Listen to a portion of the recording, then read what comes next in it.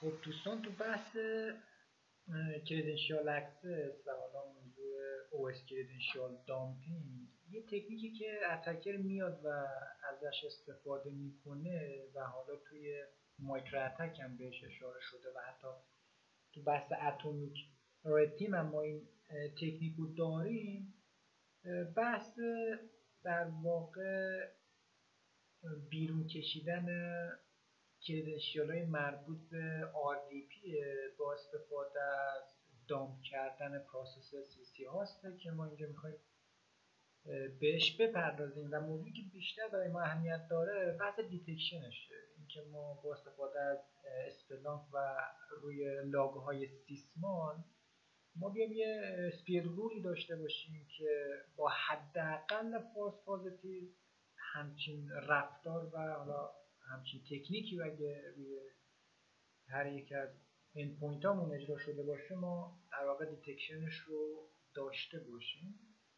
یه بررسی بکنیم این اسکریپت پاورشل و یه اسکریپت ساده است که میاد و در واقع میگه تمامی TCP کانکشن های استبلیش شده RDP به سیستم رو برای من جمع آوری کن و در ادامه میاد بررسی میکنه، میگه اگر ما در واقع همچین کانکشنی داشته باشیم آیدی پروسسی که اومده این کانکشن رو برقرار کرده به من بده. اگه همچین در واقع حالتی برقرار نبود و ما همچین کانکشنی نداشتیم بیا و در واقع اولین پردازه آیدی اولین پردازه مربوط به SVC هاست، مربوط به پروسس SV هاست رو برای من بگیر و داخل وریبل $ID بریز. تو ادامه میاد و با استفاده از پروسس راندیلر 32 که همونطور که شما هم میدونید در واقع یه پروسسیه که میاد و فایل های DLL رو اجرا میکنه، میاد میگه با استفاده از این پروسس بیا DLL یعنی فانکشن مینی دامپ DLL کام SVC رو برای من بر روی آیدی مربوط به پروسس SVC هاست اجرا کن، یعنی دامپش رو برای من بگیر و تو این مسیر قرار بده. خب حالا این میشه گفت پیلود یا حالا فایل مخرب یا هر چیه که میاد و روی شبکمون در روی هاستمون اجرا میشه. بحثی که ما اینجا داریم میخوایم بدونیم که اگر حالا همچین اسکریپتی اومد و اجرا شد چه ایونت های از سیسمون در واقع برای ما تولید میشه که ما بتونیم اونور و روی اسپلانک بیایم و ازشون استفاده کنیم. مورد اولی که از بحث اجرای پروسس راندیلر 32، یعنی بر روی سیسمان ما در واقع یه کریت پروسسی داریم که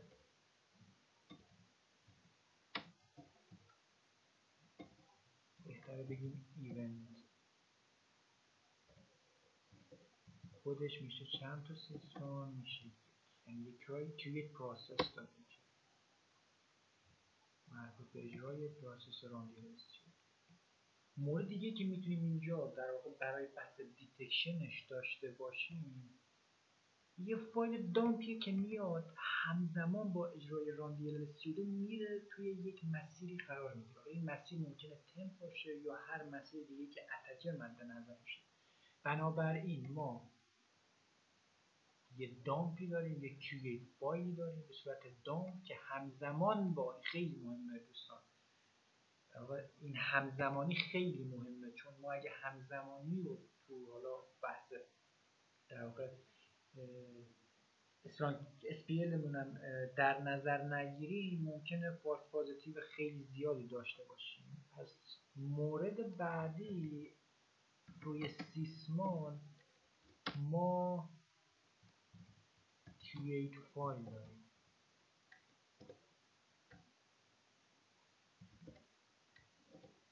که ایونت کدشم میشه ایونت کد 11 سیسمان. بنابراین تو ادامه و در بحث دیتکشنمون ما از این دوتا ایونت کد استفاده خواهیم کرد. حالا توی ایونت کد 1 ما بیایم چه موردی رو در نظر بگیریم.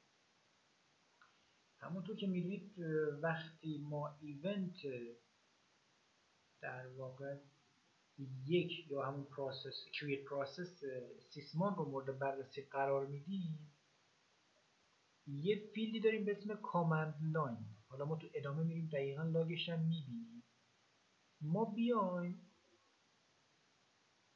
این در واقع داخل همون کامند لاین دقیقا این کامند رو ما روی SPL مون در واقع پیاده سازی کنیم. پس بیایم چیکار کنیم؟ بیایم بگیم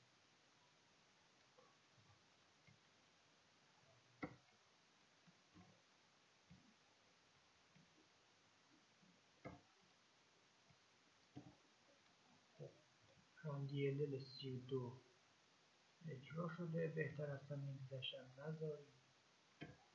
بعدش راندیل 32 اومده کام SVC اس رو اجرا کرده، فانکشن مینی دامش و تو ادامهش هم ممکنه هر چیزی. پس این میشه اولین آیستی که ما بیایم و داخل رولمون از این استفاده. مورد بعدی روی این کد 11 همونطور که گفتم خب اتکر ممکنه بیاد مسیرش رو پتش رو عوض کنه و صرفا تمپ نباشه. بنابراین کاری که ما میتونیم بکنیم بگیم آقا هر روی ایونت کد 11 هر دامپ فایل باشه. پس ما این دوتا مورد رو تو بحث دیتکشنمون خواهیم داشت. قبل اینکه من برم روی استلام قبلا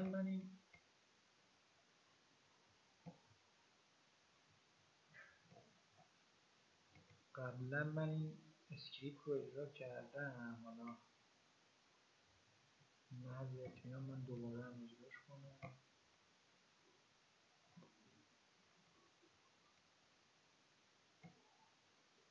تو همین مسیری که اسکریپت رو داریم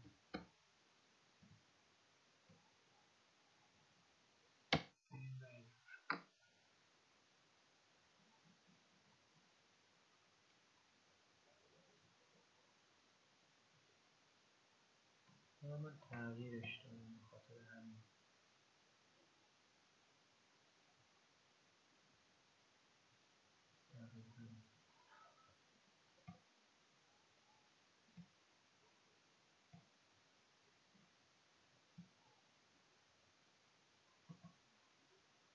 حواسم نبود این توضیحات رو اومدم رو فایل اسکریپت انجام دادم.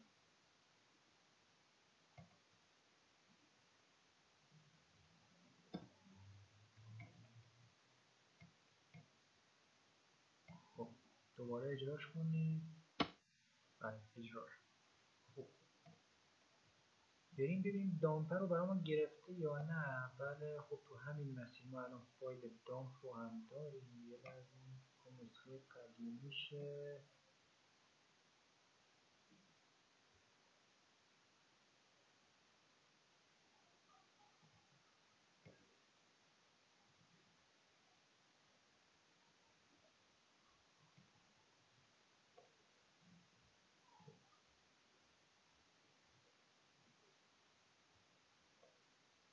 بله سیاس رو اومده برامون دامپ گرفته.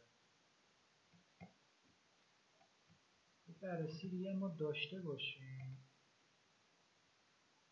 خب اینجا در واقع میاد و پروسس سیسی هاست رو دامپ میگیره. من یه لحظه آیدیش هم بررسی کنم، آیدی اولین پردازش رو.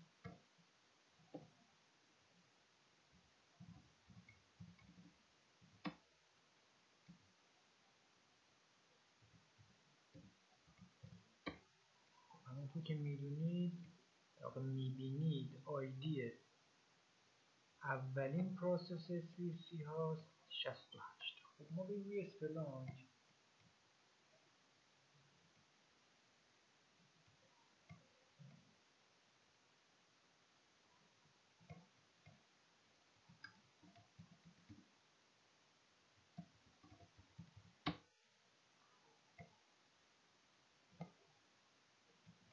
روی اسپلانک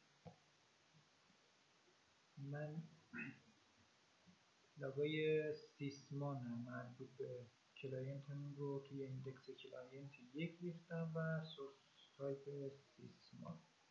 خب ما پروسس راندیله رو اومده بودیم اجرا کرده بودیم. بیاییم و ایونت کدای 1 و 11 مربوط به اجرای اون اسکریپت رو با هم ببینیم و یه بررسی داشته باشیم. ساعت 8:16 فکر کنم این بله ایونت کد 1 پروسس کرییت. چی داریم؟ من همون کامندی که اومده بود و اجرا شده بود. من یه لحظه کپیشو داشته باشیم.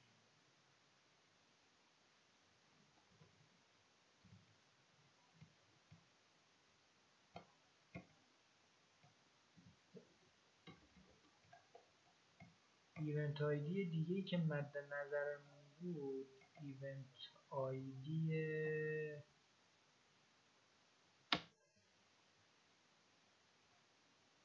11 بود که همین راندیلر 32 میومد دامپ میگرفت و میبرد در واقع فایل دامپ رو ایجاد میکرد و تو مسیری که ما مد نظرمون بود ذخیره میکرد. ایونت کد 11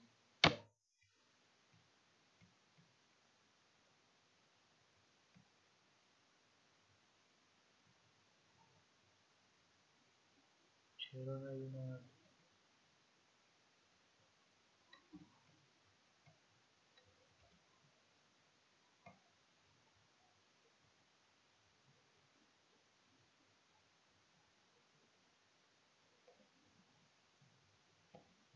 بله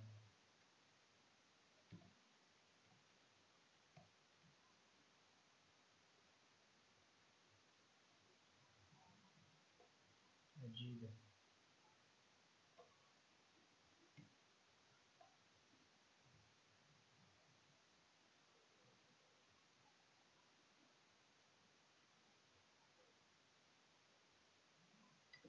بابا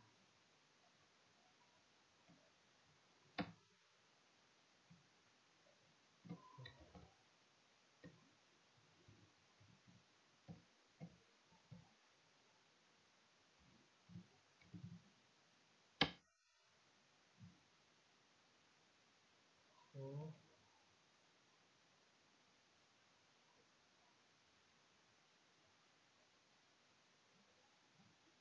چقدر اختلاف تایم داریم. من یه لحظه رو بردارم.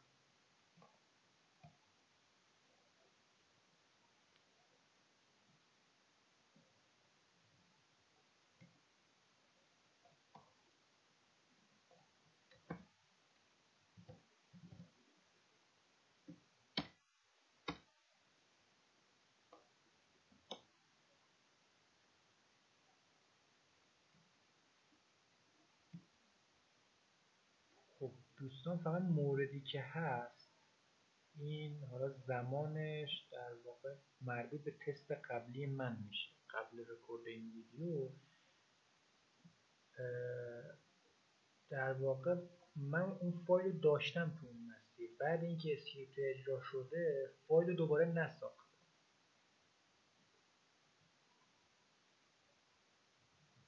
بنابراین ایونت کد 11 مربوط به آخرین باری که من اومدم و اسکریپت رو اجرا کردم نداریم، ولی خب قبلا هم من اجرا کرده بودم و حالا لاگوش رو داریم و به مشکل هم نخواهیم خورد.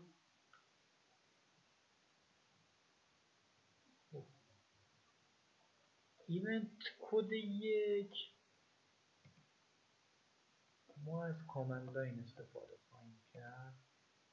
توی ایونت کد 11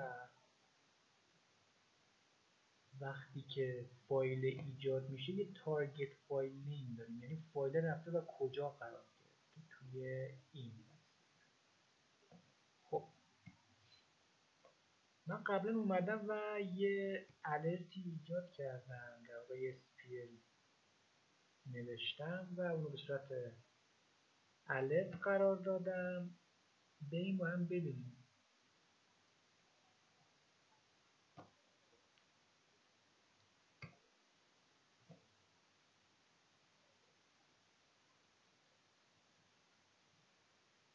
خب همونطور که میبینید ما همون ساعت 7:39 همون تستی که خودم گرفته بودم در واقع الرتش تریگر هم شده، یعنی اگه من اون فایل دامپ رو پاک میکردم و در واقع بعد اینکه آخرین بار من اسکریپت رو اجرا کردم این تایمش میشد به تایم آخرین اجرایی که من اومدم و اسکریپت رو حالا ران کرده بودم. پس ما بحث تریگر شدن الرتش مشکلی نداریم، فقط بریم و SPLش رو داشته باشیم، با هم یه نگاهی بندازیم بهش. بحث تایمینگ خیلی مهمه. همونطور که بهتون گفتم در واقع ما باید یه رولی بنویسیم که بیاد دقیقاً اون دوتا ایونت کد رو در بازه زمانی حد اکثر 1 دقیقه مورد بررسی قرار بده، یعنی این دوتا ایونت کدی که با هم اجرا شدن. اگه ما این تایمینگ رو رعایت نکنیم، مثلا یه ایونت کد یکی داشتیم 4 ساعت 5 ساعت قبل اجرا شده، یه ایونت کد 11 این هم داشتیم مربوط به کرییت یه فایلی که یه چند دقیقه پیش اجرا شده و اگه تایمینگ رو مد نظر قرار ندیم و فقط بیایم بگیم آقا ایونت کد 1 و ایونت کد 11 یعنی به نوعی این کارلیشن رو ما نداشته باشیم، ما فالس پازیتیو خیلی زیادی خواهیم داشت. بنابراین در حد امکان میخوایم فالس پازیتیو رو پایین بیاریم و بحث تایمینگ رو خیلی مد نظر قرار دادیم. اومدیم گفتیم که ایونت کد 1 و ایونت کد 11 رو در واقع مد نظرت باشه. توی ایونت کد 1 کامند لاین بیا دنبال همچین چیزی باش و در ایونت کد 11 تارگت فایل نیم در واقع هر چیزی یه فایل دامپی باشه. خب اومدیم روی در واقع بازه های زمانی 1 دقیقه رخ دادن این دوتا ایونت کد رو مورد بررسی قرار دادیم. اومدیم گفتیم که اگر حالا در واقع ایونت کد 1 رخ داد، اگر رخ داده باشه یعنی کانتش رو داریم، و همچنین ایونت کد 11 اگر رخ داده باشه، خب تعدادش رو بریز توی مینی و این در واقع وریبل و تعداد دفعات اجرای این کد 11 هم بریز داخل این وریبل.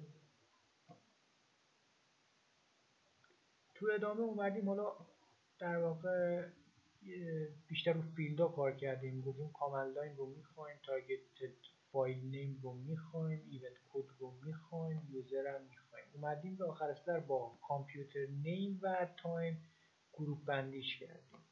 بعد اومدیم شرط گذاشتیم، گفتیم که در واقع در صورتی بیا خروجی بهمون بده که حتما ایونت کد 1 و ایونت کد 11 تو اون بازه زمانی 60 ثانیه با هم رخ داده باشه. این شرط خیلی مهمه. آخر سرم اومدیم یه تیبلی تعریف کردیم، زمان رخ داده اون ایونت، کامپیوتر نیم روی چه کامپیوتری بوده، چه یوزری اومده اجراش کرده، ایونت کدش چند بوده که حالا ایونت کد رو که ما میگیم 1 و 11 خب مربوط میشه حالا برای بحث تحلیل که اگه آنالیست ما اومد و همچین الرتی رو دید در واقع ایونتاش هم داشته باشه، کامنت چی بوده و دامپ فایل اما تارگت فایل نیم چی بود. اگه من بیام و اینو اجرا کنم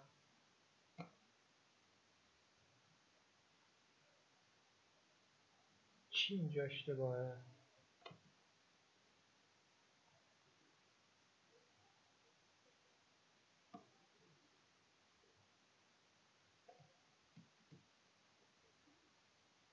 کنم من یه چیزی رو تغییر دادم. دوباره بریم این قسمت الف.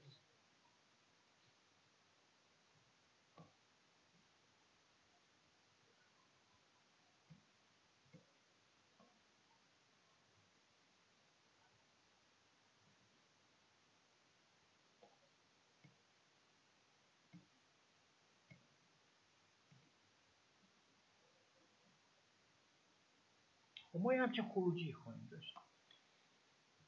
ساعت 2:40 یک بار در واقع اسکریپت اجرا شده که مربوط به تستای ما بوده. یه بار ساعت 7:39 اجرا شده که دوباره تست گرفتیم. اومده گفته کدوم یوزری و ایونت کدایی که داریم، اون کامندی که اجرا شده و دامپ فایلی که گرفته شده. به صورت خیلی دقیق میاد رفتار این تکنیک رو تو خروجی برامون میاره. یعنی ما حداقل فالس پازیتیو رو خواهیم داشت. یعنی اگه ما همچین الرتی روی اسپلانکمون داشته باشیم به احتمال خیلی زیاد در واقع یه کردنشیال دامپینگی روی اون سیستم خواهیم داشت. دوستان ما در واقع بحث بررسی این تکنیک رو ما با هم انجام دادیم و بیشتر روی بحث دیتکشنش ما تمرکز کردیم